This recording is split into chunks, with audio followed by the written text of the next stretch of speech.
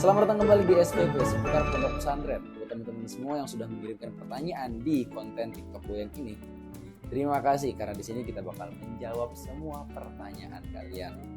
Tapi buat yang belum terjawab atau enggak sebut pertanyaannya, jangan khawatir.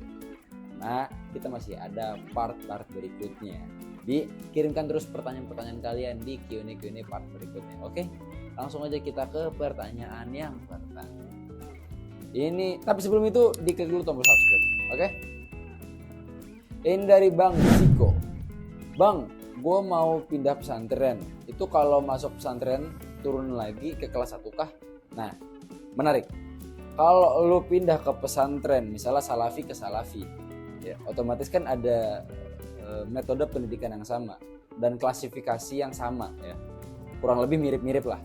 Itu biasanya lu nggak ngulang lagi dari awal, tapi melanjutkan dari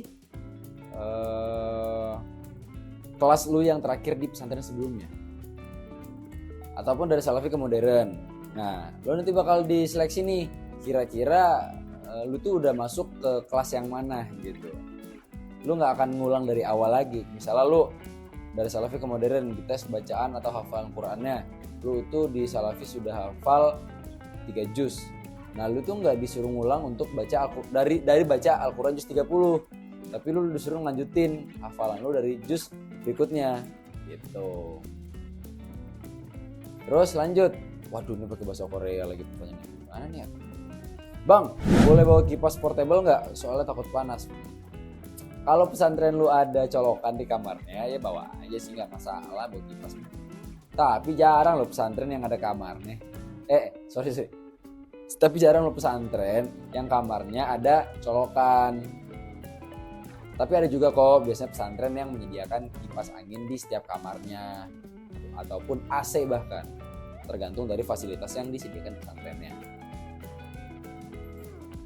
Dari pemburu anime, boleh banget tuh pakai Kak. Jadi santri enak gak Bang? Enak. Lu bisa atur manajemen waktu lu sendiri, lu bisa atur keuangan lu sendiri, lu bisa atur hidup lu sendiri. Kalau lu mau sukses, lu bisa atur cara berpikir lu sendiri. Kalau lu mau berhasil di pesantren gitu kan, mau belajar mandiri gitu kan, lu bisa atur itu semuanya dengan diri lu sendiri.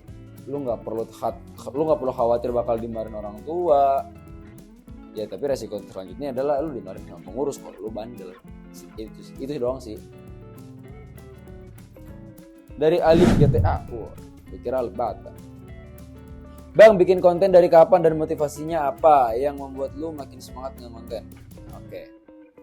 Gue kalau pertanyaan lu bikin konten dari kapan, gue bikin konten dari SMP alias sekitar 14 tahun yang lalu itu gue udah mulai konten. Kalau di TikTok sendiri gue baru mulai itu sejak 2021. Iya, itu ketika pandemi ya. Masih ada pandemi itu 2021 kayaknya. 2020 akhir 2021 awal. Itu gue mulai konten di TikTok dengan membawa langsung personal branding Kang Valdo sebagai seorang santri barbar dulu. Pada awalnya sampai sekarang tujuan gue cuma satu, yaitu memperkenalkan, mempromosikan, dan mengajak teman-teman yang tidak mengenal dunia pesantren, yang belum paham sama lingkungan pesantren, jadi minat masuk pesantren, jadi mau masuk pesantren, ataupun teman-teman yang ragu, takut buat masuk pesantren, jadi semangat lagi buat masuk pesantren. Jadi nggak takut lagi gitu buat masuk pesantren. Itu sih tujuan awalnya. Waduh, ini namanya pakai emoticon. Kak, apa boleh ke pondok bawa AIMO? AIMO apaan? Coba kita cari. AIMO. Smartwatch. Gak boleh. Segala sesuatu bentuk perangkat komunikasi itu dilarang untuk dibawa ke pesantren, kecuali lu emang sudah punya wewenang untuk membawa perangkat komunikasi. Ya, itu dia. Dari Rapa, Bang, biasanya kalau di pesantren itu ada hadrohnya nggak? Ada, pasti ada. Biudak Hunker Z, Bang, apa hal yang paling dikangenin di pesantren? Makan bareng sama teman-teman sekamar. waktu pas lagi sahur, pas buka puasa gitu kan. Itu momen-momen yang wah seru banget sih. Seru banget makan bareng. Dari Cil 351, Mang, ari cara kabur ti kobong kumaha sia teh. Seru kasar gue, sorry. Gue bakal jawab pertanyaan ini dengan tidak menjawab bagaimana cara kabur ya, karena nanti bakal jadi dosa jariah buat guanya kalau lu coba cara gua gitu kan. Jangan kabur bro, jangan. Kita di pesantren bukan cuma dituntut untuk mencari ilmu, tapi juga mencari keberkahan dari ilmu tersebut. Kalau kita kabur ya, maka bisa kita persentasekan bahwa nantinya ilmu yang lu dapatkan itu tidak berkah. Bahkan sekitar 80% ilmu lu itu jadi gak berkah. 20%-nya cuma pemahaman doang. Jadi lu paham tapi gak berkah. Kalau sesuatu yang sudah lu dapatkan itu tidak berkah, maka hidup lu juga gak akan enak gitu, gak akan bagus gitu. Dan itu salah satu penyesalan diri gue dulu, sering kabur ke warnet dan berenang. Jangan kabur ya guys, jangan kabur. Dari Dix aja 7T Amat Batu, ya Allah. Bang, bantu bagaimana supaya cepat lancar mengaji, sering-sering dibaca. Lu kalau misalnya ada jadwal ngaji sama ustadz lu, ada sama guru lu gitu kan, seminggu sekali atau 2 minggu sekali, ya jangan pas itu aja ngajinya. Di kamar, iya. Mau tidur, iya. Ngaji. Habis sholat, ngaji lagi. Nanti lama-lama lancar sendiri. Intinya adalah sesuatu yang diulang dan direpetisi terus-menerus akan membuat kita jadi ahli di bidang tersebut. Ingat, ketika seorang ini kata-kata filosofi ya. Ketika seorang pemecah batu memecahkan batu yang besar sebanyak 1000 kali, bukan pukulan ke-1000 yang membuat batu itu menjadi pecah, tapi 999 pukulan sebelumnya yang sudah ditempahkan ke batu tersebut yang membuat akhirnya pukulan ke-1000 batu tersebut bisa pecah. Begitupun dengan ketika lu mau belajar ngaji. Bukan nanti suatu saat terus lu tidak mempercayai prosesnya. Percayalah, proses lu belajar mengaji yang sering, yang intens tersebut menjadikan lu bisa mengaji suatu saat nanti. Dari Cokolatos, Assalamualaikum Bang, misal saya nggak bisa baca Al-Quran terus mau masuk pesantren gimana? Jawab Bang, santai dong. Minimal lu bisa baca juz amma ya, juz 30. Nanti juga di pesantren lu bakal diajarkan kembali, dan setidaknya lu pas masuk pesantren itu sudah tidak ikro lagi gitu.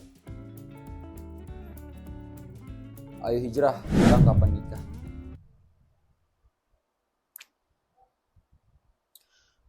Kenapa tiba-tiba pertanyaannya begini? Doain dah secepatnya ya. Tahun ini semoga, amin. Faiz calon kiai, amin ya Allah. Bang, di pondok itu masih sering ketemu santriwati. Nama lu aja bagus banget tuh, Faiz calon kiai. Pertanyaan lu kenapa ketemu calon santriwati? Ketemu sama santriwati. Modus banget hidup lu. Tergantung pesantrennya ya. Kalau pesantrennya itu masih satu area gitu kan, biasanya ada beberapa kegiatan yang memang digabung. Itu kayak PHBI, Perayaan Hari Besar Islam. Itu ada event-event yang dimana santrinya itu digabung dalam satu acara yang sama, atau Muhadharah Akbar misalnya, Haflatul Wada misalnya. Terus masih banyak lah event-event pesantren yang sifatnya digabung. Tapi kalau misalnya pesantren lu dan pesantren santriwatinya itu dipisah secara area kompleksnya jauh, maka mereka punya manajemennya sendiri dan punya eventnya sendiri, sehingga tidak ada kesempatan untuk bisa bertemu gitu. Dari fans Habib Zaidan, Bang, Kang Faldo, kalau kita mondok masuknya ke pondoknya bayar nggak? Beberapa pesantren itu menggratiskan santrinya untuk mengaji di situ, beberapa juga membayar ya, tergantung dari manajemen pesantrennya. Ana uhibbuki fillah, Kang, ketika hari libur pesantren yang dibawa pulang barang apa aja, kalau ditinggalkan nanti takut hilang, Kang. Yang jelas kalau kayak kasur, bantal dan guling ya nggak usah dibawa lagi ya, nggak usah dibawa pulang, ditinggal aja di pesantren. Resikonya sih paling cuma pindah kamar doang ya, nggak sampai hilang. Dicari aja ke asrama lain atau ke kamar lain, itu biasanya ada gitu ya. Yang wajib dibawa pulang ya paling baju-baju sama barang-barang berharga lu aja gitu, kayak sepatu ya kan, terus baju-baju bagus, lemari dikunci dengan baik dan benar gitu kan. Alat mandi dimasukin ke dalam lemari, jangan dibiarkan di luar gitu ya.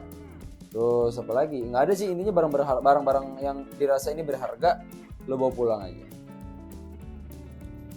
Dari Florence, Bang, kata lu kan boleh bawa novel ke pondok, biar aman atau nggak rusak, gimana Bang? Kalau pertanyaan pertamanya adalah biar aman atau enggaknya, lu pertanyakan dulu ke pesantren lu boleh nggak di sini bawa buku novel. Kalau boleh ya udah silakan, bawa aja, ya kan. Tapi kalau misalnya nggak boleh, jangan dibawa. Terus biar nggak rusak gimana ya, dikasih kasih sampul plastik gitu ya, supaya kalau kena air dia nggak rusak. Terus kalau misalnya kena gesekan juga nggak cepat kotor ataupun lecet gitu. Itu sih. Habis. Terima kasih teman-teman semua yang sudah menjawab. Terima kasih teman-teman semuanya yang sudah memberikan pertanyaannya, semoga terjawab ya. Yang belum boleh atau masih pengen diskusi karena jawabannya kurang puas, boleh drop pertanyaan kalian selanjutnya di kolom komentar video ini. Jangan lupa di like, komen, dan subscribe. Sampai bertemu di Q&A SPP part ke-5. Assalamualaikum warahmatullahi wabarakatuh.